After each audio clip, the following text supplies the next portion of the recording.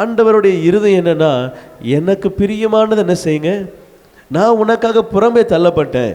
ஏன்னா நீங்கள் என்ன செய்யணும், பரிசுத்த ஸ்தலத்துக்கு வரணும் என்பதுக்காக தான்.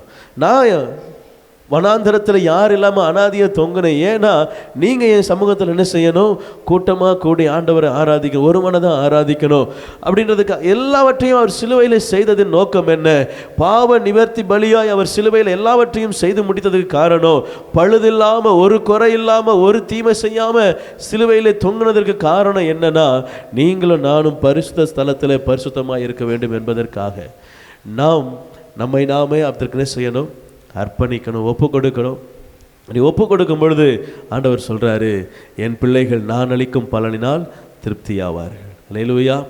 எனக்கு ஆண்டவர் பலன் கொடுக்க, அவர் ரிவார்ட் கொடுக்க அவர் ரொம்ப ஆசையாக இருக்கிறார். நான் தான் என்ன செய்யணும், அதில் என்னை ஈடுபடுத்திக்கணும். நான் பின்னாடி என்ன செய்கிறேன், என்னுடைய காரியங்களையே பார்த்து கொண்டு போனேன் என்று சொன்னால் நான் என்ன செய்ய முடியாது, அவருக்கு பிரியமாக இருப்பது கூடாத காரியமாய் மாறி போகிறது.